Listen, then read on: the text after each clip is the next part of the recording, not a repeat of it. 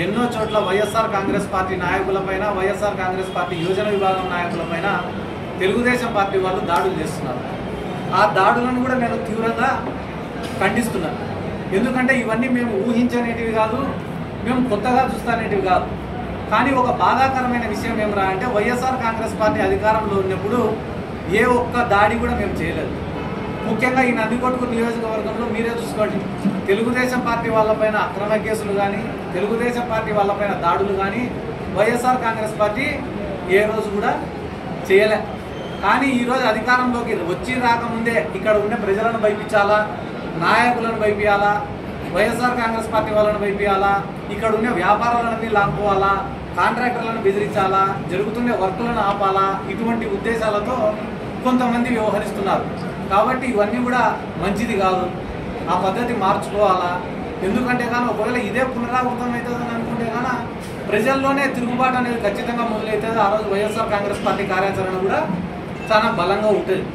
ఈరోజు ముఖ్యంగా మీకు అందరికీ మరొక ముఖ్యమైన విషయం ఏమిరా తెలియజేసుకునేదంటే, నా శక్తికి మించి, నాకు ఎటువంటి ప్రోటోకాల్ లేకపోయినప్పటికీ నా శక్తికి మించి కార్యకర్తల కోసం పనిచేసిన, కార్యకర్తలను ఆపుకున్న, వైఎస్ఆర్ కాంగ్రెస్ పార్టీ కోసం పనిచేసిన.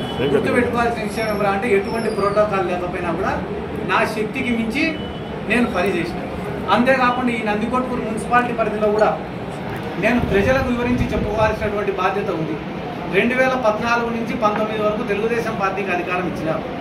అధికారం ఇచ్చిన రోజు వాళ్ళు చేసినటువంటి డెవలప్మెంట్ ఎంత, 2019 నుంచి 24 వరకు దాంట్లో కూడా మా మున్సిపాలిటీ ఏర్పడి ఆలోచన చేయమని చెప్పి కోరుతున్నా. ఎందుకంటే కన్నా ఈరోజు ఓడిపోయినామనే బాధ కన్నా మాకు ఎక్కువ ఏమనిపిస్తుందంటే ప్రజలు ఎక్కడ మమ్మల్ని చెడుగా అనుకుంటారో అనే ఆలోచననే మాకు ఎక్కువగా ఉంది. ఎందుకంటే కానీ మేము రాజకీయాల్లోకి వచ్చినప్పుడు మాకు ఏ పార్టీ అండలేదు. ఆ రోజు అనవసరంగా కేసులు పెడుతుంటే, జైళ్ళల్లో ఉన్నప్పుడు మమ్మల్ని పరామర్శించేదానికో మమ్మల్ని చూసిపోయేదానికి ఎవరైనా వస్తే వాళ్ళపైన లాఠీ చార్జీలు జరిగిన రోజు కూడా మేము ఏ రోజు బాధపడలే.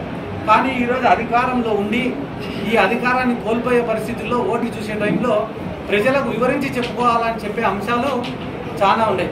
కాబట్టి పేదవాళ్లకు న్యాయం చేయాలా, డెవలప్ చేయాలా అనే ఒక తపనతోనే మేము పనిచేసినాం తప్ప రాజకీయాలలో అవినీతి చేయాలా, డబ్బు సంపాదించుకోవాలా, కాంట్రాక్టులలో కమిషన్లు కొట్టాలా, సారాయి వ్యాపారాలు చేయాలా, లేకుంటే భూ కబ్జాలు చేయాలా, లేకుంటే కానీ ఏమన్నా ప్రజలపైన దాడులు చేసి ఆ కేసుల నుంచి తప్పించుకోవాలా అని చెప్పి ఏ రోజు కూడా మేము రాజకీయాలు చేయలేదని చెప్పి ఈ నందికొట్కూరు నియోజకవర్గ ప్రజలకు వివరించి విన్నవించి చెప్పుకుంటున్నా. ఎందుకంటే కానీ ఏమేం తప్పుల వల్ల ఈ ఎన్నికల్లో ఓటమి జరిగిందనేది సమీక్షించి తెలుసుకోవాల్సినటువంటి అవసరం ఉంది. ఎందుకంటే నిన్న మొన్న కూడా కొంతమంది నాయకులు ప్రెస్ మీట్లు చెప్పిన, ఒకరు ఒక కారణం చెప్తున్నారు, ఇంకొక కారణం చెప్తున్నారు. అవన్నీ కూడా బయట మీడియాకి చెప్పేటివి కాదు. కాబట్టి నేను కూడా పార్టీలో కూర్చొని అంతర్గతంగా చర్చించి వాటిపైన కూడా సరైన నిర్ణయం తీసుకుంటాం త్వరలోనే. ఖచ్చితంగా రానున్న రోజులలో ప్రజల్లోకి బలంగా వెళ్తాం. ప్రభుత్వం రానున్న రోజుల్లో కొత్త ప్రభుత్వం ఏర్పడబోతుంది. వాళ్ళు చేసే కార్యక్రమాలను కూడా దగ్గర నుంచి చూస్తాం. ఎందుకంటే కన్నా జగన్మోహన్ రెడ్డి గారు ఆ రోజు సంక్షేమ పథకాలు ఇచ్చే రోజున నారా చంద్రబాబు నాయుడు గారు కానీ మిగతా తెలుగుదేశం పార్టీ నాయకులు కానీ ఈ రాష్ట్రం శ్రీలంక అయిపోతుందని చెప్పిన మాట రాష్ట్ర ప్రజలకు అందరికీ తెలిసిన విషయమే. కానీ ఈరోజు జగన్మోహన్ రెడ్డి గారు ఇచ్చిన హామీలకు 10 రెట్లు ఎక్కువ హామీలు చంద్రబాబు నాయుడు గారు ఇవ్వడం జరిగింది. కాబట్టి వాటిని ఎంతవరకు మీరు పరిష్కరించగలుగుతారు, ఎంతవరకు ప్రజలకు అందించగలుగుతారు?